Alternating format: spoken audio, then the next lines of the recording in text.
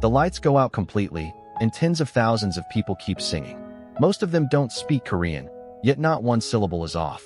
This is possible because there is a rulebook. Today we're going to dig all the way into who actually writes that rulebook and how it pushed K-pop out into the world.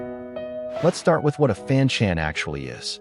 At specific points in a song, the entire audience shouts a fixed set of lines together. It isn't random yelling. Where, what, and exactly when to shout is all decided in advance. The most common form is calling out the members' names. In the opening of a song, fans shout each member's name in a fixed order, locked to a fixed beat. That's why people hearing it for the first time think it's part of the lyrics. So here's the real question. Who writes this rulebook? The answer is not the company. It's the fans. More precisely, it emerges on its own from inside the fandom. Here's how it works. The moment a new song drops, fans immediately take it apart. They look for where the gaps are and where a voice can go without getting in the way. It's essentially amateur arranging work. There's one core rule. You must never cover the singer's voice. So the chant only goes into the short spaces where the vocal rests. It's a surprisingly precise design that fills the sound without ruining the song. Someone posts a first draft in the fan community and the debate begins. Is this beat right? Is this the right order of names? Multiple versions compete, and the one with the most support survives. Once there's consensus, the guide gets distributed. Subtitled videos with the chant layered over the lyrics, images marking out the beats. That is exactly the rulebook you saw in the short. It isn't an official document. It's a manual made by fans. Of course, sometimes the agency itself releases an official chant. But even then, the starting point is usually what fans were already doing. It's built from the bottom and then recognized from the top. Now that scene from the short makes sense. Tens of thousands of strangers, all matching from the very first line. It's because every one of them memorized the same rulebook beforehand. The other half of the chant is the light stick. Each group has its own uniquely designed light, and fans buy them individually and bring them along. This is not just a glow stick. Many light sticks today are controlled wirelessly. Register your seat location, and the operators can change every color at once. The entire audience becomes one enormous display. So waves roll across the seats, and at certain points the colors flip all at once. It stops being a show you only watch on stage. The audience itself becomes part of the staging. Every fandom has its own name, and its own symbolic color. That color becomes the standard for light sticks and seat events. It's a device that makes belonging visible. And it goes one step further. Fans pool their own money to print slogans and place one on every seat before the show. They agree to hold them up together during a specific song. This, too, is organized by fans, not the company. Now let's look at the stage side.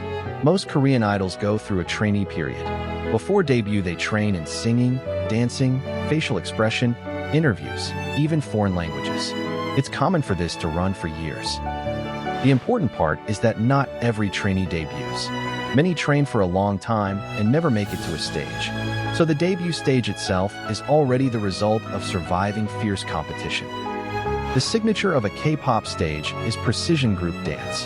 The goal is to match even fingertip angles and the direction of the gaze. Making many people look like one person is the core standard. The choreography is built with the camera in mind. Who steps to the center on which line, which angle shows the formation best. All of it is designed in advance. It's designed for the screen, not the stage. That's why the fancam matters. It's a video that follows one single member from beginning to end. As these exploded online, a single short clip became the channel through which a rookie gets discovered. Korea has several weekly music shows, and the same song gets performed over and over for weeks. Every single take is preserved, so the pressure for perfection is unusually heavy. The decisive factor in K-pop going global was YouTube. Without airtime, without a contract, a single video could reach the other side of the planet. What proved that to the world was Gangnam Style in 2012. It became the first video ever to pass 1 billion views on YouTube. It was the first time a song in Korean became a global craze. After that, things went much further. In 2020, a song by a Korean boy group hit #1 on the Billboard Hot 100. A Korean act reached the top of the American singles chart.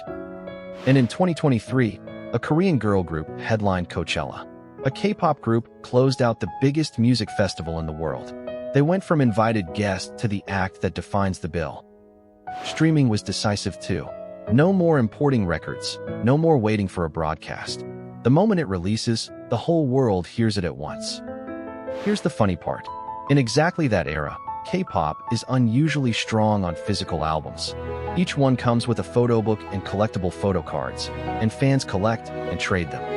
The album stopped being a way to hear music and became something to own. K-pop doesn't move in albums. It moves in comebacks.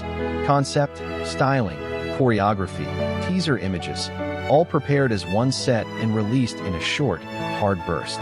Every time, they arrive with a different world. Now to the language question. K-pop content is translated and spread by fans themselves. A video goes up, and within hours it has subtitles in several languages. Nobody at the company asked for that. This voluntary translation network tore down the barrier to entry. Even without Korean, you could follow the variety shows, the interviews, the live broadcasts. The next step is the interesting one. Fans who got tired of waiting for translations started learning Korean themselves. Korean now ranks among the most popular languages on global language learning apps. Back to the chant. Memorizing the pronunciation of an entire section without knowing what it means is genuinely serious effort. What K-pop has right now is the power to make people happy to do it. There was one important choice here. Instead of converting songs entirely into English, many groups chose to keep the Korean. They never dumbed the language down, and the world came anyway. What made all of this possible is an agency-centered industry structure. Scouting, training, production, promotion, overseas expansion, all handled inside one company. Efficient, but the load on the individual is heavy. These days, the auditions themselves are international. It's now common for members from several countries to share one team. There are even localized groups built for other countries entirely. The way fans are met has changed too. Dedicated apps deliver news, live broadcasts, even paid messages, all in one place. The fandom has become its own economy. Revenue isn't just music either. It runs through world tours, light sticks and merchandise, fan meetings. One stage becomes the entrance to an enormous industry. It isn't all bright. Brutal schedules, constant surveillance of appearance and private life, malicious comments.